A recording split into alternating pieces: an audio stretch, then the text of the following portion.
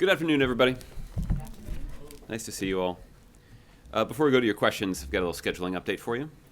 On Tuesday, the President of the United States will travel to Tampa, Florida, where he will meet with active duty service members at MacDill Air Force Base, the home of the U.S. Special Operations Command and U.S. Central Command. While at the base, the President will have an opportunity to meet with uniformed leadership from both commands, as well as with some of the men and women stationed there. Among those the President will meet with are members of our Special Operations community, who, over the past 8 years, have been a key element of our relentless pursuit of terrorists who would threaten the United States of America. The President will offer his personal gratitude, and that of the nation, for the professionalism, skill, and sacrifice of those American patriots. While in Tampa, the President also will deliver formal remarks on the counterterrorism strategy he has directed as Commander-in-Chief, including our strategy and the gains we have made while staying true to the values that have always been at America's core. The President has no higher priority than protecting the American people, and this speech will be a final opportunity for him to discuss at length how he has effectively, durably, and successfully implemented reforms to keep us safe.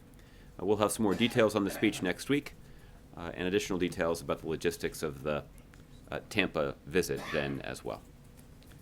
So with that scheduling announcement out of the way, we can go to your questions. Darlene, do you want to start? Yes, thank you. The sons of Ethel Rosenberg, the spy who was convicted 50-some-odd years or so ago, were outside the White House about an hour ago to call on the president to exonerate their mother. They've sent some paperwork into the White House asking the president to do that. Can you say what the status of their request is? Is it being considered? Well, I only learned of this shortly before coming out here. I'm not aware of any work that has been done thus far in terms of reviewing their request, but it sounds like they may have just submitted it. So, I'm sure we'll take a look, but I don't have any announcements or anything to preview on this matter at this point. Is there enough time left in the administration for that request to get a thorough review, do you think? It seems, Or would that be something that well, will be passed on to the next administration? hard to say. I think it's fair to say that any action on this matter before the end of this presidency is unlikely. Second, on Pakistan, would this White House agree with Donald Trump's description that Pakistan is, quote, amazing and its citizens are, quote, one of the most intelligent people? That's the description the Foreign Ministry provided of the conversation Donald Trump had with their Prime Minister yesterday. Darlene, I saw the readout of the telephone call that you're referring to. I can't speak to the to the accuracy or to the tone of that phone call. I'd refer you to the President-elect's team for a more of a description of what the President-elect may have communicated to the Prime Minister of Pakistan. Obviously, President Obama's conversations with his counterpart in Pakistan have been an important priority. The U.S. relationship with Pakistan is one that's quite complicated, particularly when you consider our overlapping national security interests.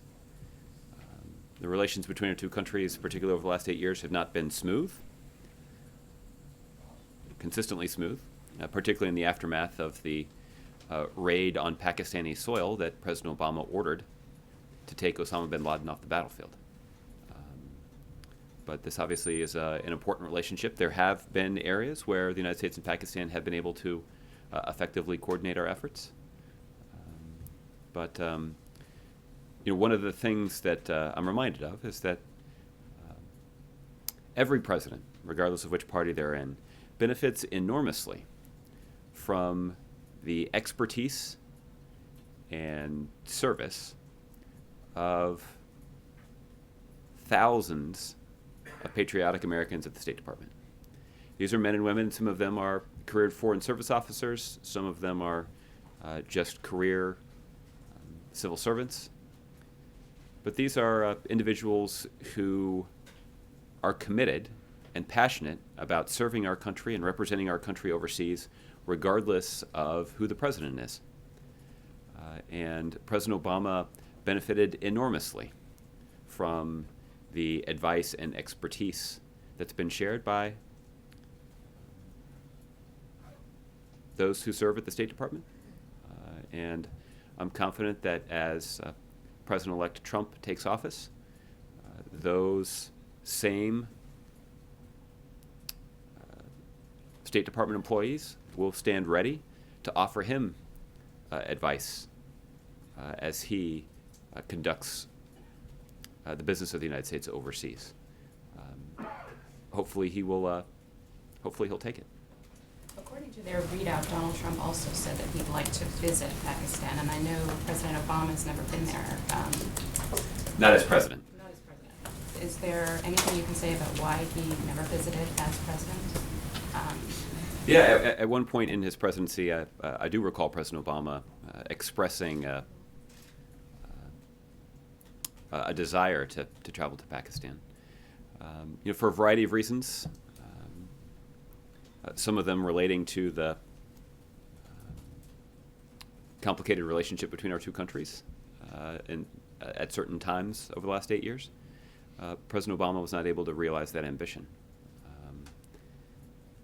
But one thing we do know is that it sends a powerful message to the people of a country when the President of the United States goes to visit. And that's true whether it's some of our closest allies, or that's also true if it's a country like Pakistan with whom our relationship is somewhat more complicated. But ultimately, when President Trump begins planning his overseas travel, he'll have a range of places to consider, and Pakistan would certainly be one of them. Okay. Roberta. Thanks. I wanted to ask about the trip to Tampa. You had said that it's a chance for the president to, a final opportunity to discuss at length his counterterrorism strategy. But I'm wondering if it's also an opportunity to sort of talk about anything left on his to-do list as he runs through the tape, as you say. Is there an opportunity for him to sort of lay out what he didn't achieve, or something that he hopes to still accomplish in his remaining days? Well, I don't have too much of the speech to preview at this point. I think the president, on a number of occasions, particularly over the last couple of weeks at the variety of news conferences that he's convened, has acknowledged that he's proud of the record of success that we've demonstrated during his presidency, particularly in the area of foreign policy.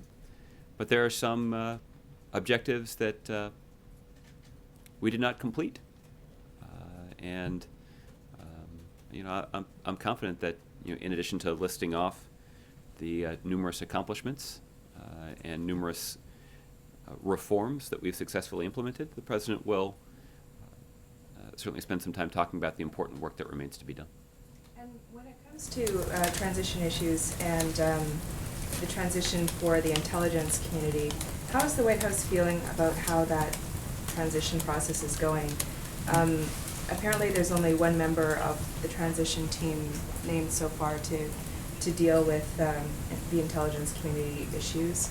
And I'm just wondering if you could give us an assessment of any concerns you might have about the pace of that part of the transition.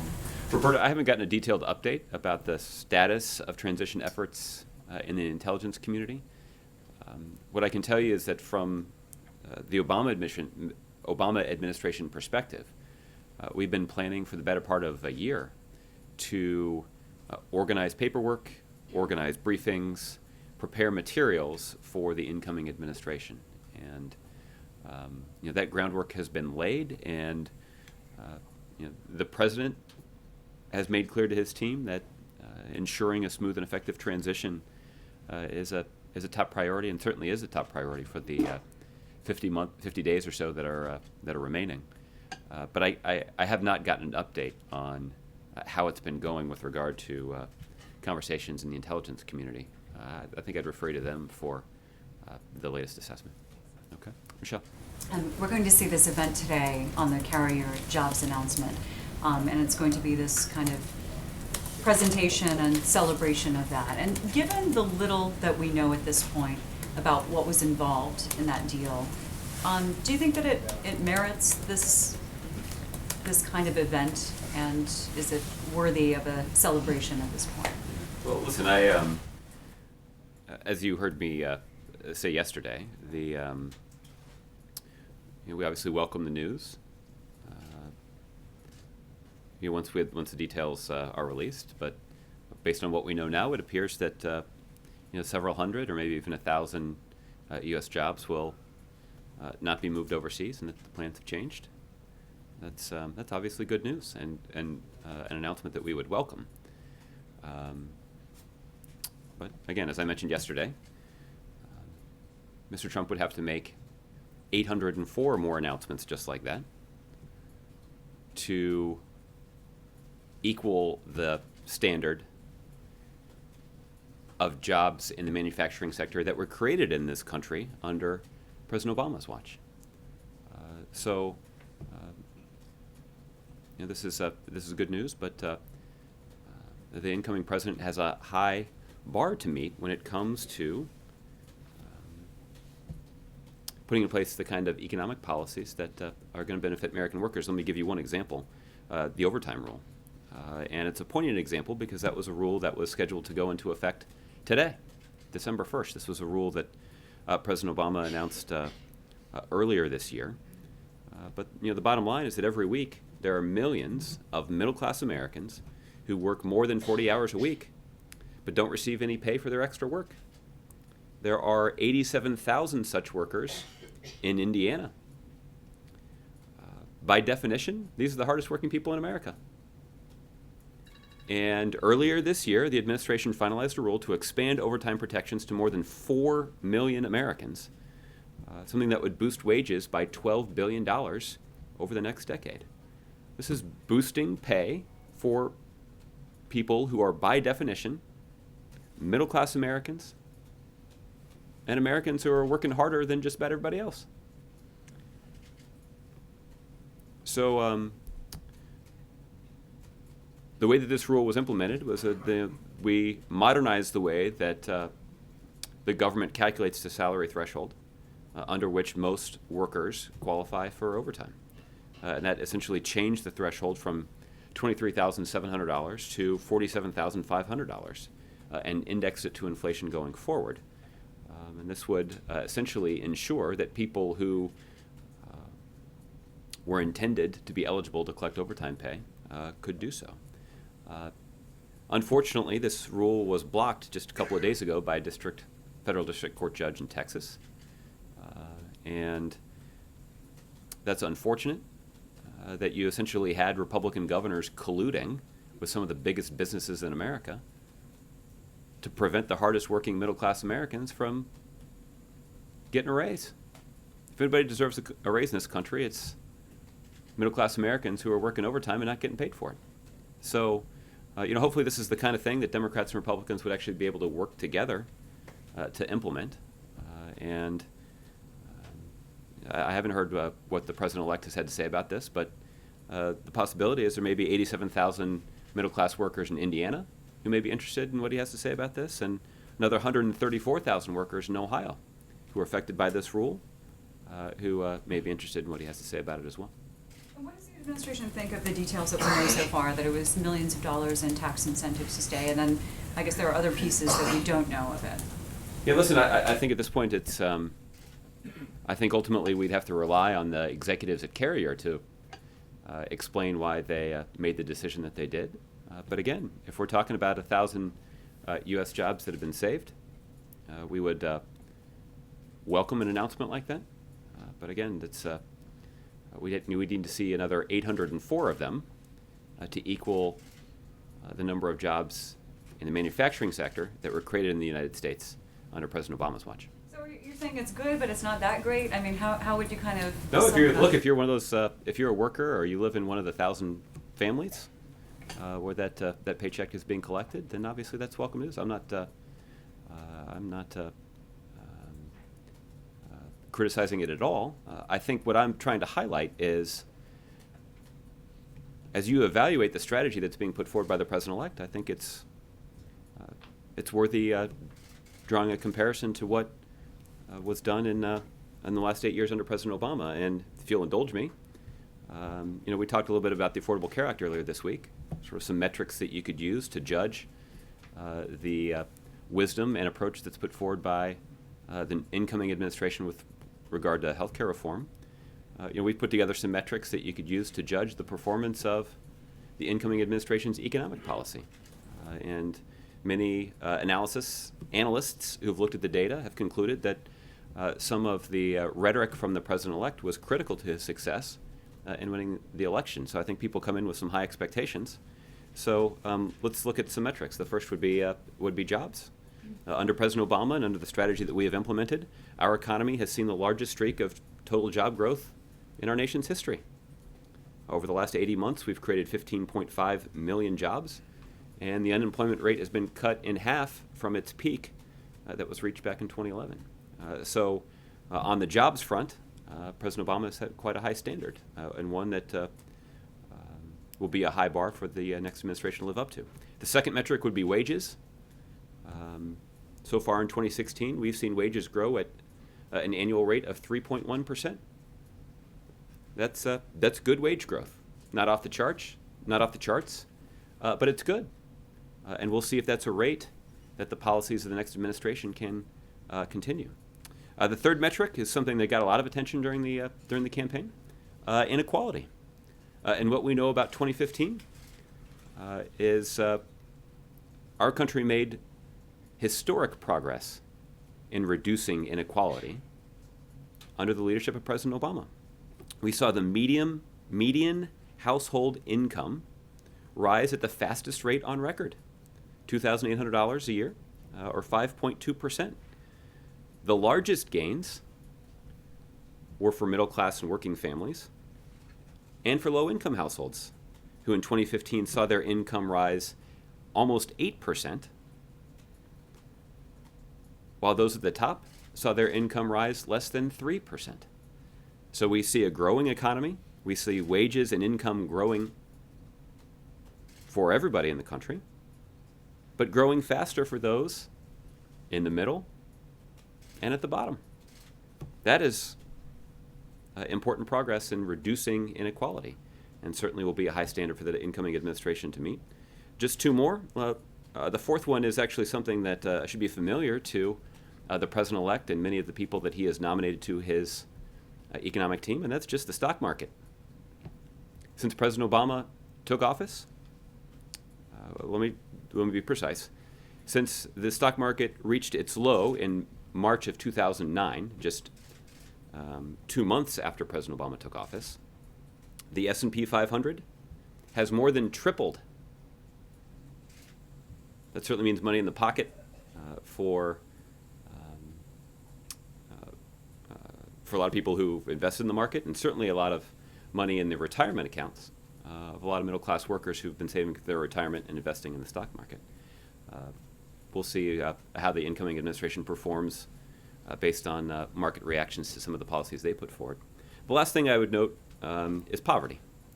And in 2015, the number of people in poverty fell by 3.5 million. That is the fastest rate, or fastest decline. It's the fastest rate of decline since the 1960s. And that is a metric that the president is quite proud of. I haven't heard the incoming administration identify this as a priority, but President Obama certainly believes that fighting poverty and reducing poverty is a priority. And on his watch, last year, poverty rate fell faster than it has in 50 years. So this is an economic track record that President Obama is proud of. I think it is a clear illustration of the smart strategy that we have implemented.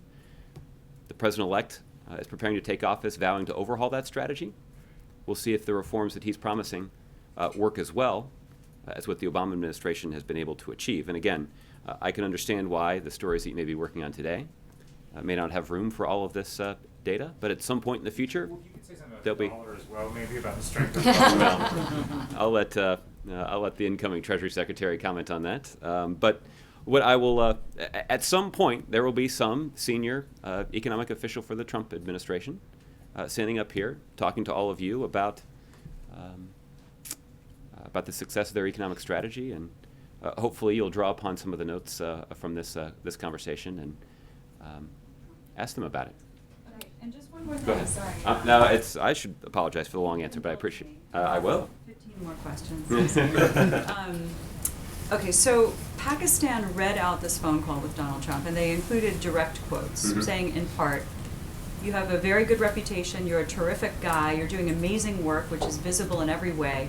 I'm looking forward to seeing you soon."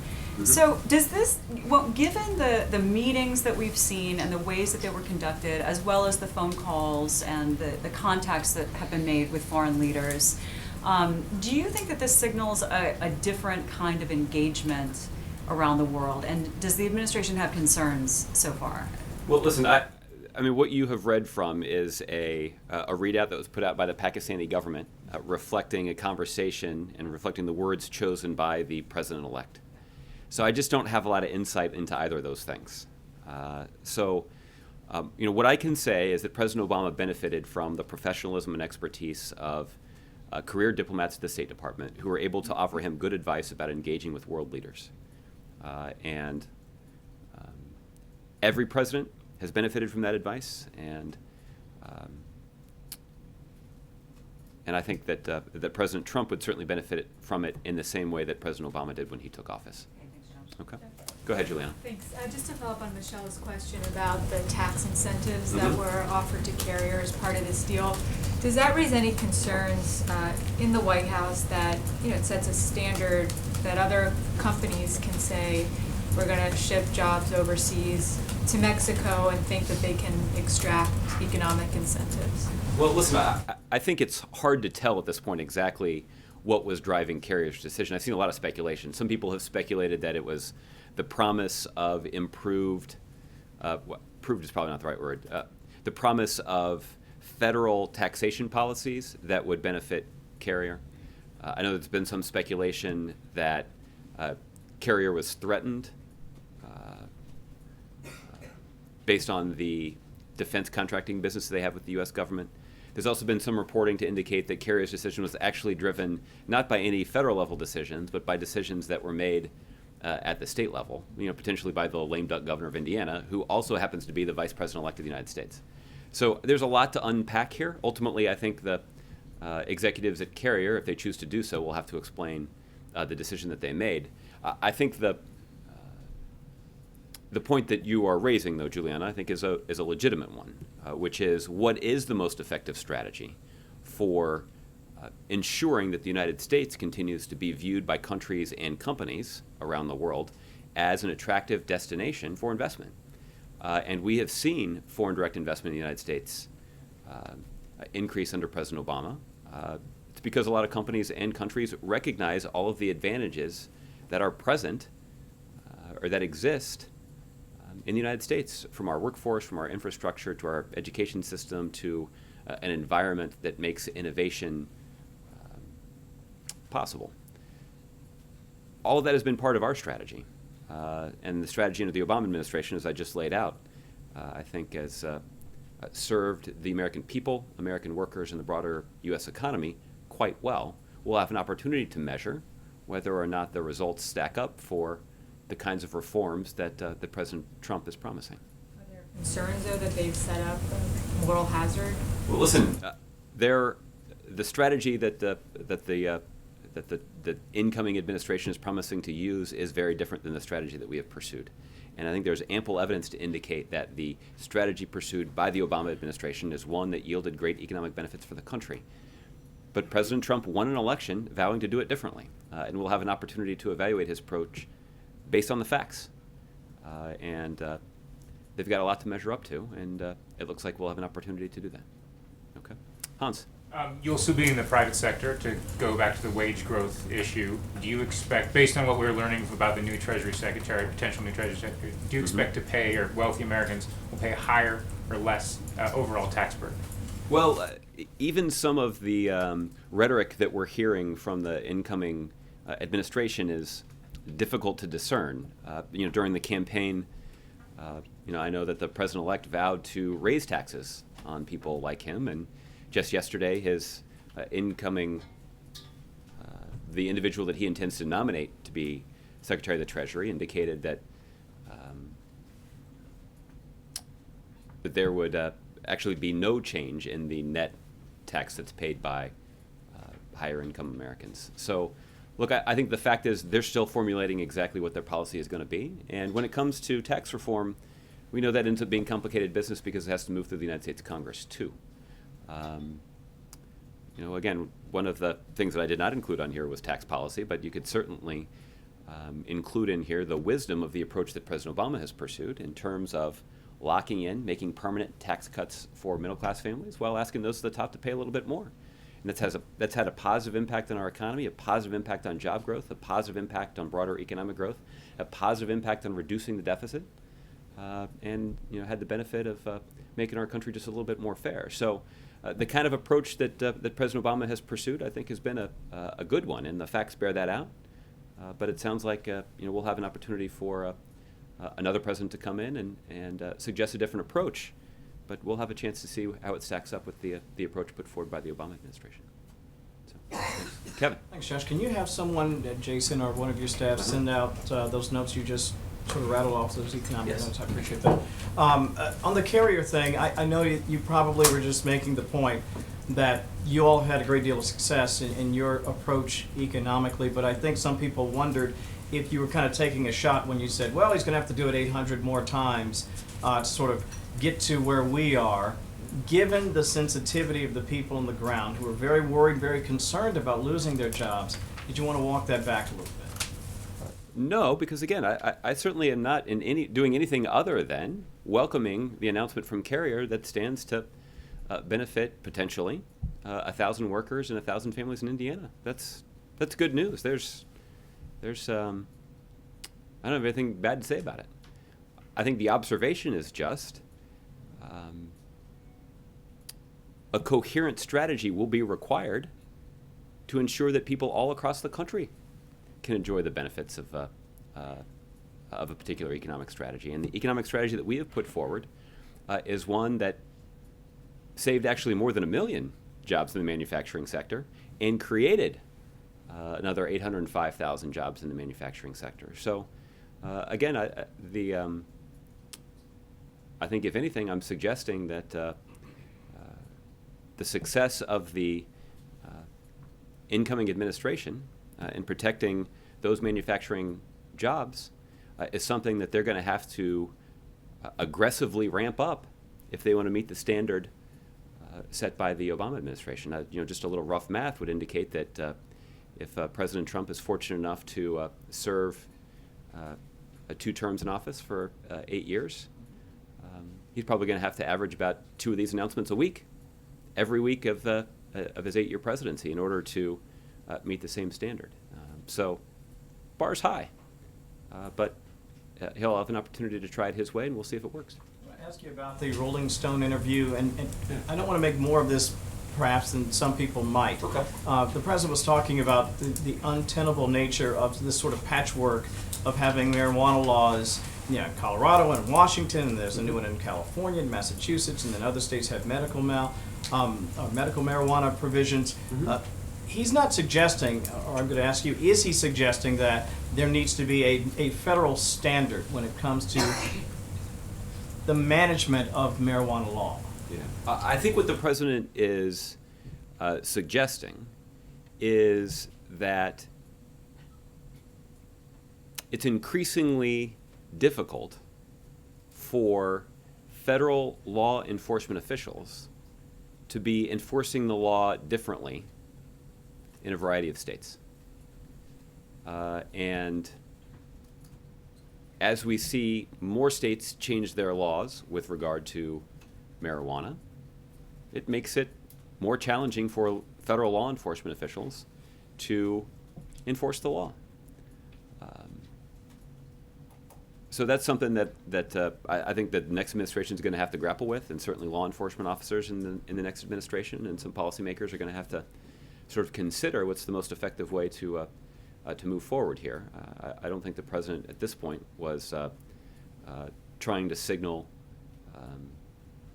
any specific policy change, but rather just indicating that this is an increasingly complicated situation that is facing federal law enforcement officers. I want to ask you also about something the incoming president-elect has said about regulation. He's actually, two parts. First of all, is the president engaging in sort of any midnight regulations push between now and when he leaves office? And I guess the second part of the question would be, given that the president-elect has suggested that for every new regulation, maybe we ought to take away 2 others. And I've heard the president himself suggest that, this regulatory environment is cumbersome, to say the least. Does he agree that this might be a useful way to go about cleaning up regulatory policy? Kevin, I can tell you that the regulatory work that's being done in this administration is not going to be characterized by a last-minute rush on the way out the door. I think what it will be characterized by is a continuous and persistent effort to complete the work that's already been started. And that is to say that there are a number of rulemaking actions that were commenced earlier this year that haven't yet been completed. And we'll be working to complete them on schedule before President Obama leaves office. But these are, in every case that I'm aware of, rulemaking actions that began before the outcome of the election was known. And the president's view is that that's actually a smart way to make rules and make regulations. It also is a smart way to effectively implement them and ensure that they have the maximum intended benefit. With regard to this idea of taking away 2 for every rule, that's taking away 2 rules for every new rule that's initiated. That's the kind of thing I think that probably sounds pretty good on the campaign trail, but maybe a little bit more complicated when you implement it. And the reason I say that is not because the president's against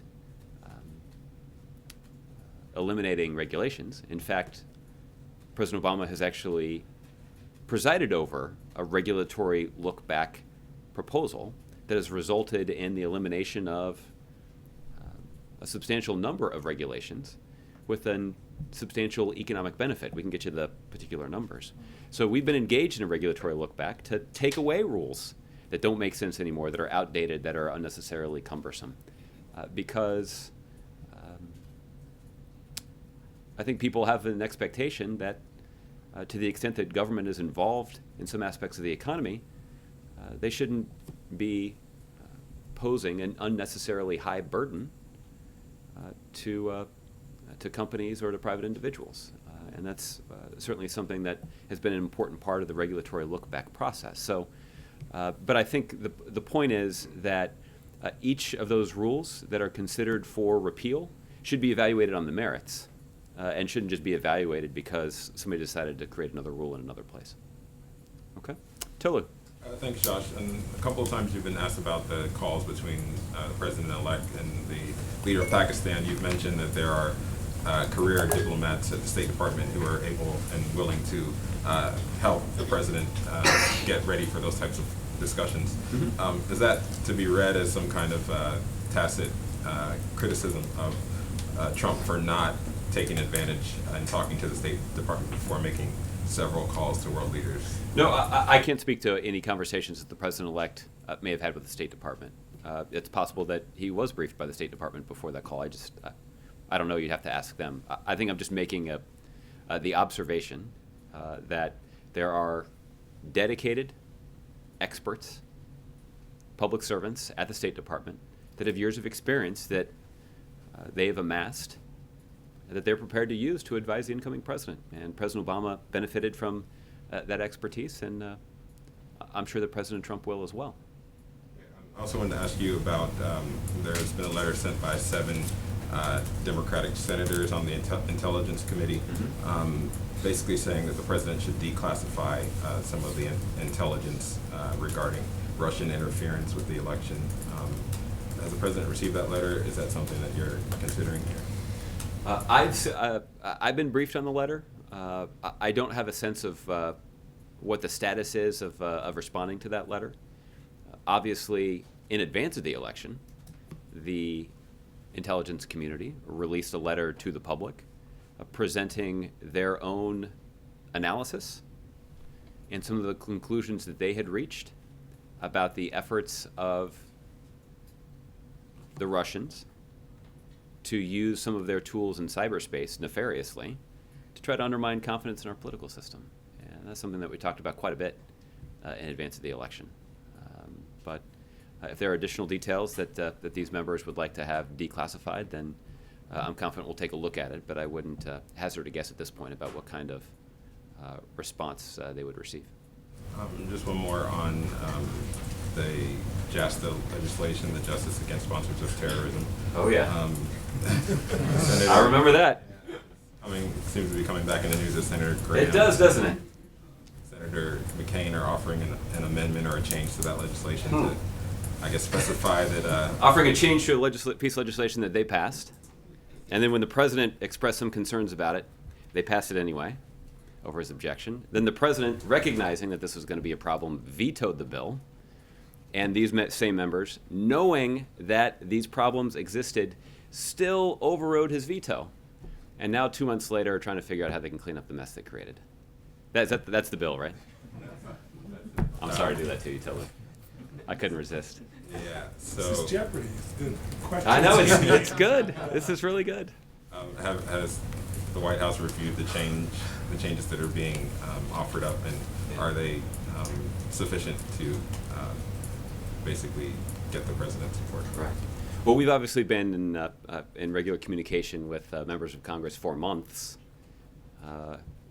First warning about the flaws in that bill, and then after the president's veto was overridden, despite their full knowledge of the flaws in the bill, we've been working with them to try to put together some changes to the bill that would address the significant concerns that we've raised. I don't have an update for you on those conversations, but I can tell you, I can confirm for you that they've been ongoing since shortly after the veto override vote. And I guess you can tell from my tone that we obviously would welcome congressional action to clean up the rather significant mess that they've made. Okay. Cheryl. Thanks, Josh. Okay, so we're 9 days away from a government shutdown, the usual. And wondering if you would support Well, where's the optimism in the room today? support a CR through May, which is what is now being discussed on Capitol Hill. And so what's the question? Oh, would the president sign a CR that would go through to May, which is something that's being discussed on Capitol Hill? Well, there are discussions about a number of different proposals, and I think there might be. This is a situation that we have seen before, where there might be some disagreement between Republicans in the House and Republicans in the Senate, and they're going to need to do some work to try to resolve those differences. And hopefully, they'll do that work mindful of the need to work with congressional Democrats, and mindful of the need for a Democratic president to sign it into law. With regard to the specific question about the timing of a CR, I'd actually refer you to a letter that Secretary of Defense Ash Carter has sent to senior members of Congress, expressing his profound concern about the possibility of a CR that extends through May. He's concerned that would hamstring the ability of the Department of Defense to initiate a number of programs that are critical to our national security. And he continues to be concerned that the kind of funding that would be provided under essentially a long-term CR would limit the resources that are available to the Department of Defense for the important work that they need to do to wage the counter-ISIL campaign, to follow through on some of the promises that we've made, to enhance the support that we provide to some of our European allies in countering Russian aggression. I think there's also a concern about the funding stream that would be available to resource the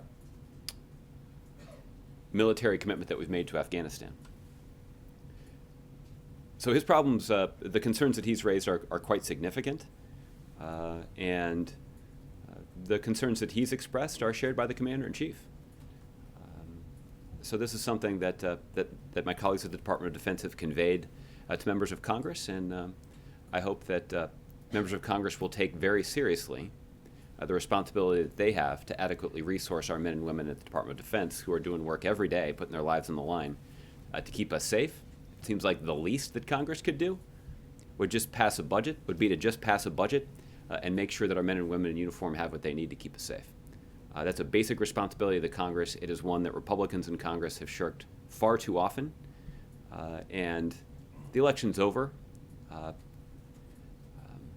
It'd be time for, now would be a good time for Republicans to set aside politics and just focus on the best interests of the country. And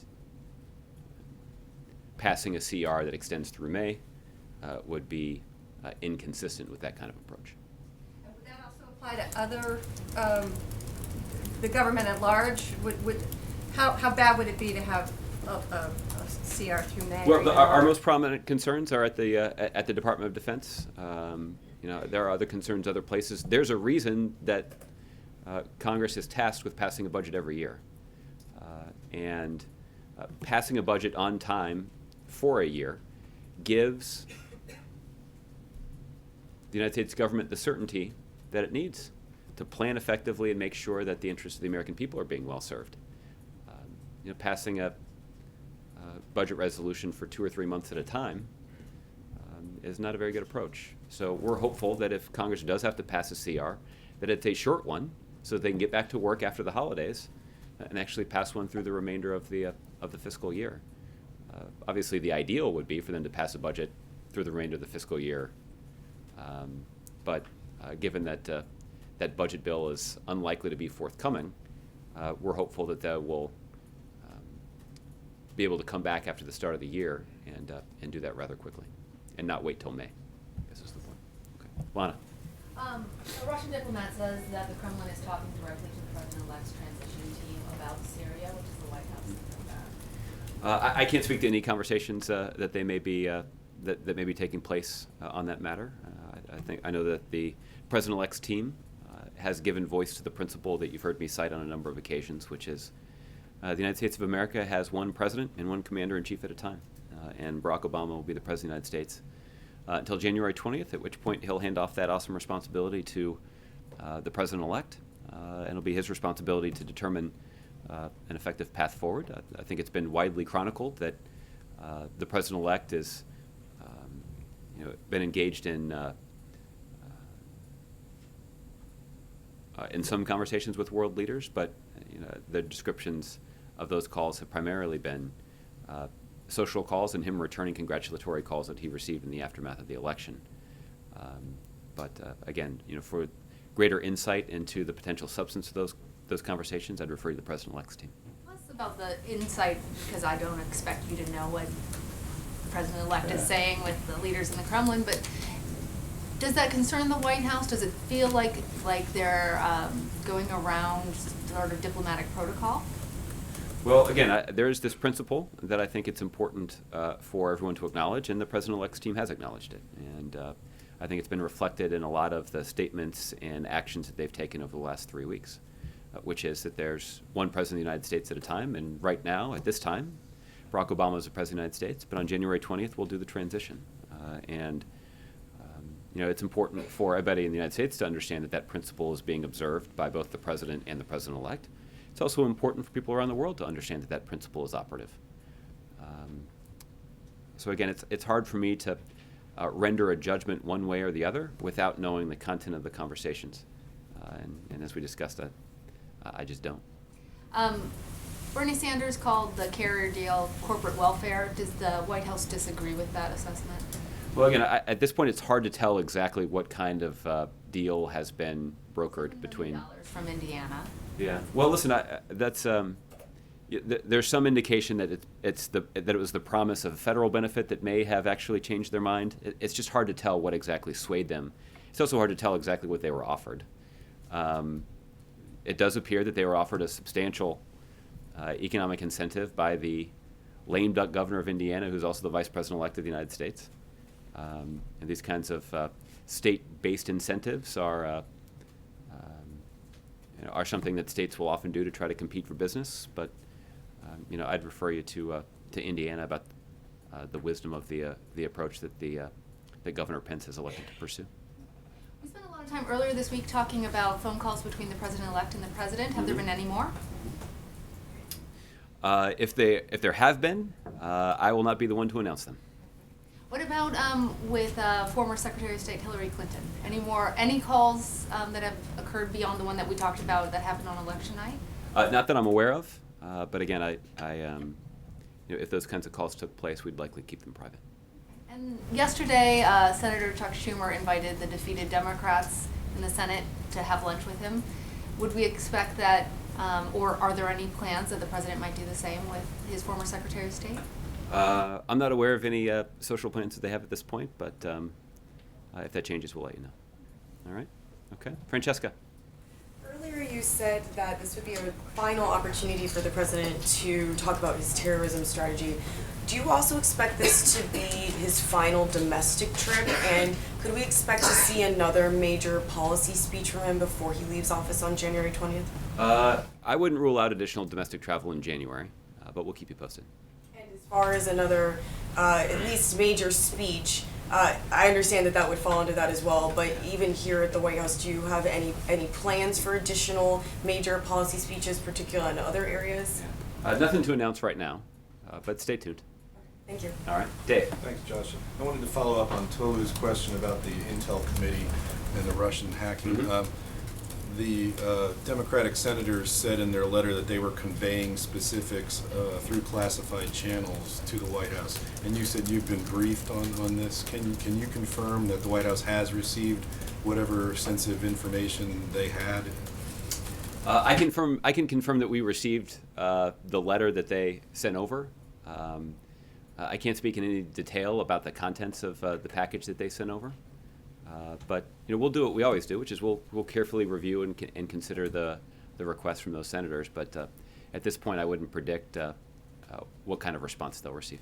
Senator Shaheen today renewed her call for congressional hearings into the subject of Russian meddling in the U.S. election. Does the White House support that and look at whether Russia was deeply involved in trying to meddle with our election? Well, listen, I think ultimately this will be a decision for Congress to make. I don't think we'd weigh in one way or the other. But obviously Congress has legitimate oversight over these kinds of questions, and I know that the intelligence community in particular takes seriously the responsibility that they have to maintain an open line of communication with relevant congressional committees. I know that it's something that Director Brennan and Director Clapper and other leaders in the intel community and in the Obama administration have taken quite seriously. And sometimes there have been some disagreements, some rather high-profile disagreements between leaders in the intelligence community and some members of Congress. But given the nature of that work and given the fact that in most cases, significant public transparency is not possible. That kind of congressional oversight is particularly important when it comes to confidential or even classified matters. This administration has obviously taken seriously the need to cooperate with legitimate congressional oversight in this area. Hopefully the next administration will as well. Can you say, is it still the White House's view that the integrity of the election was not compromised? Well, I think what we have said is that the intelligence community and the Department of Homeland Security did not observe an increase in malicious cyber activity on Election Day from the Russians that was directed at disrupting the casting or counting of ballots. I think if that is something that had occurred, we probably would have spent a lot more time talking about it over the last 3 weeks. Fortunately, it did not. So that's the conclusion that we've put forward. But look, what was true before the election is that there was a conclusion that was reached by the intelligence community that there were a variety of malicious efforts undertaken by Russia in cyberspace that were aimed at trying to disrupt or destabilize or shake the American people's confidence in our political system. And that's not an insignificant matter, and it certainly was treated quite seriously and has been treated quite seriously by this administration. Just one more thing. Sure. Your answer just now sort of implies to me that there was, that you don't really take the Senate Democrats' complaints seriously because you've already established that there really wasn't any meddling. And so do you think the Senate Democrats are just motivated by partisanship here? No, and I don't mean to leave you with that impression. We'll certainly take quite seriously the concerns that they've raised and the requests that they've made, and we'll take a close look at it. We just received the letter today, so I just can't predict at this point exactly what kind of response we will provide them. But we'll certainly take it seriously, and this is a matter that the United States government takes quite seriously. Our political system and our democracy is at the foundation of our Constitution, and is at the foundation of our ability for the people of the United States to govern themselves. So this is a very serious matter. And I think in those opportunities that the President had to discuss this matter publicly, I think he indicated just how serious it was. I recall him being asked about this when we were in China, I believe, and he indicated that he'd raised more broadly concerns about Russia's activities in cyberspace and the way some of that malicious activity had had an impact in the United States. So if these are the kinds of issues that are coming up between the U.S. president and the Russian president, I think you can assume that the U.S. president certainly takes them quite seriously. Okay? Scott. On the overtime rule, has the administration decided yet whether you're going to use the remaining 50 days or so to appeal the Texas rule? I'd refer to my colleagues at the Department of Justice for more details about our legal strategy, but I can tell you that everybody across the administration feels quite strongly, not just of the wisdom of this approach, but in the legal basis for the decision that was announced earlier this year. Are you going to rely on the incoming administration to advance that argument in the courts, or are you going to make that argument yourself? I guess the observation that whether or not we'll make that argument in the Obama administration is something you can ask the Department of Justice. But you've raised exactly the point that I was trying to make, perhaps too subtly in talking to Michelle about it. Much was made in the aftermath of the election about how middle-class workers, blue-collar workers, supported the Republican nominee based on his promise to shake up Washington, D.C. and ensure that their views were represented. He had a rather, variety of colorful expressions for doing this, draining the swamp. And I assume this is part of what he meant, making sure that the hardest working middle-class Americans are treated fairly. Right now, 4 million of them are not. 4 million of them work overtime, but aren't paid for it. That costs their families $12 billion over the next 10 years. That's a lot of money for a middle-class family. There are, as I mentioned, 87,000 such workers in Indiana and another 134,000 such workers in Ohio. So presumably, and the only reason this is not moving forward, it should be moving forward today, December 1st. It's not because of an injunction that was granted by a federal district court judge in Texas. And that injunction was granted to some large businesses and Republican governors who had colluded to try to disrupt the implementation of this rule and essentially continued to take advantage of more than 4 million of the hardest working Americans. So this seems like the kind of thing that for all the profound differences between the president and the president-elect on policy, this seems like something they should be able to agree on. But we'll see. I'll put out a presidential finding today that any relocation of the U.S. Embassy in Israel should wait another 6 months. Can you just talk about the thinking behind that? Yes, this presidential determination was issued today, consistent with the Jerusalem Embassy Act. This is a piece of legislation that was passed back in 1995 that essentially called on the United States, essentially mandated that the United States president move the U.S. Embassy in Israel from Tel Aviv to Jerusalem. But that legislation included waiver authority, essentially giving the U.S. president the opportunity to issue a waiver and delay that move.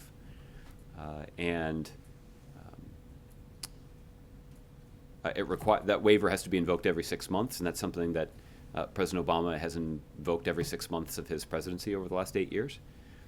And the reason for that is simple. It has long been U.S. policy that the final resolution of Jerusalem is something that should be determined between the two parties through face-to-face diplomatic negotiations. And that's been a policy of U.S. presidents in both parties. But we'll see what policy the incoming president chooses to pursue. Okay, Gregory. I have another question, but I want to follow up on that. Okay. What would be the consequences of failing to issue that semi-annual waiver and moving the U.S. Embassy to Jerusalem? Well,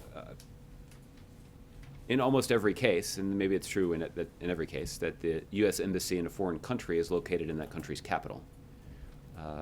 And obviously, a formal, concrete action by the United States signaling our determination that Jerusalem is the capital of Israel would be highly controversial and could be viewed by many, not just in the region, but around the world, of the United States making it harder for the two sides to resolve the status of Jerusalem through negotiations.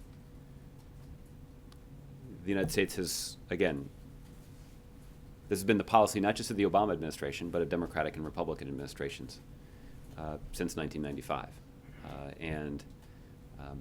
It's actually, it was a policy before then, but was less relevant because the bill was passed in 1995. So, you know, I wouldn't predict exactly what the consequences would be, but that is the concern that we've heard Democrats and Republicans in the White House express for more than 20 years now. Second question. The president visited Walter Reed on Tuesday. We're told that he met with 13 soldiers and awarded the Purple Heart to 12 of them. Is that something the president does routinely, directly awarding Purple Hearts? I know it's something that he's done routinely when he's visited Walter Reed. I know that there have been other occasions where he's been able to offer those kinds of military honors to our men and women in uniform. Give us any insight as to what kinds of capacities those troops were serving in and in what theaters? I can look. We often will. Let me see if there's additional information on this that we can provide to you. The reason I ask is because you talked about the president's visit to MacDill next week. Mm-hmm. Last time he was there was in 2014, which he said the American forces that have been deployed to fight ISIL do not and will not have a combat mission.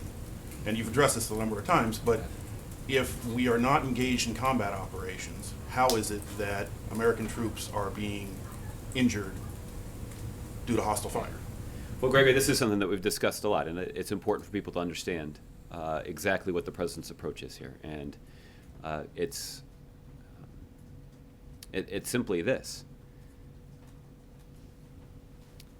The men and women in our military that have been sent to Iraq and Syria to participate in the counter-ISIL campaign are being sent to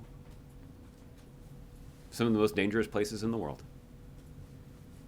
They are being sent to an area where there's a war being fought. And these men and women in our military put themselves in grave danger to train and equip and advise and assist those forces that are taking the lead in fighting for their own country. our country has borne a significant burden by pursuing a policy in which the commander-in-chief deploys a large-scale protracted ground combat presence to go fight a war somewhere else for some other country and to occupy that territory and defend it until that country is prepared to fight for itself. That strategy didn't work. That was basically the strategy that was put forward by the Bush administration in 2003 when they invaded Iraq. And we're still, to this day, dealing with the consequences of that poor strategy. The strategy that President Obama has pursued is a different one, and it's a strategy that envisions working closely with Iraqi security forces to equip them, to train them, to offer them advice, and to offer them assistance so that they can go and fight for their own country. In Syria, the situation is more complicated because we're not able to work with the host government. That host government has lost legitimacy to lead that country. So, we're training and equipping and advising and assisting opposition fighters there, all against ISIL, a terrorist organization that threatens the United States and our interests. And the wisdom of this approach is that it puts fighters at the front of fighting for their own country, but it does not eliminate the risk that is facing our service members. It's a smaller number of U.S. service members that are facing that risk, but they're still assuming a grave risk. So the men and women who are sent into Iraq and Syria are trained for combat, they are equipped for combat, and there are some situations where they've encountered combat situations. And in some of those situations, those service members have given their lives. In some of those situations, those service members have been wounded. We owe them a deep debt of gratitude because they are doing the dangerous work to protect America and to protect our freedom.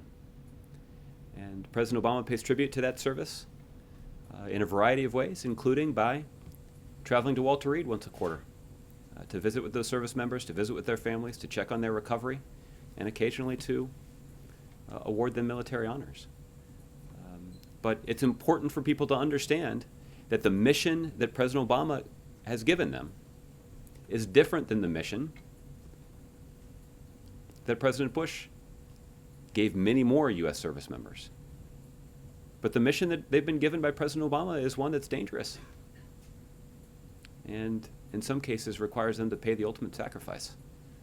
And it's why we are deeply indebted to them. So thanks for the long answer. Give me the chance to give the long answer. John, I'll give you the last one. Thanks. The Senate very shortly is expected to pass the Iran Sanctions Act. Is the president satisfied with what lawmakers have come up with? Will he sign that? Well, we'll take a look at the bill once it's been passed. What I can tell you is that many members of Congress have indicated that they strongly support this legislation because they believe the administration should have authority to impose financial penalties against Iran. And what I can tell you is that the administration retains and has used substantial authority to impose sanctions against Iran because of a ballistic missile program that is inconsistent with UN Security Council resolutions, because of their ongoing support for terrorism, and because of the willingness of the Iranian government to routinely violate human rights. So this administration has repeatedly imposed financial penalties and imposed sanctions against Iran because of that behavior. We've got plenty of authority, and we're not shy about using it. But we'll take a look at the bill that's been passed by Congress, and we'll let you know what the president decides to do with it. Senator Heitkamp is headed to New York to meet with the president-elect tomorrow, possibly to talk about a cabinet position. In any of President Obama's conversations with the president-elect, did he recommend Senator Heitkamp or any other Democrat for a cabinet position? Any personnel recommendations that the president may have offered were recommendations that he made confidentially. So I'll protect his his ability to offer some private advice and counsel to the president-elect whenever the president-elect seeks it. Okay? Thanks, everybody. Have a good rest of the day. We'll see you later.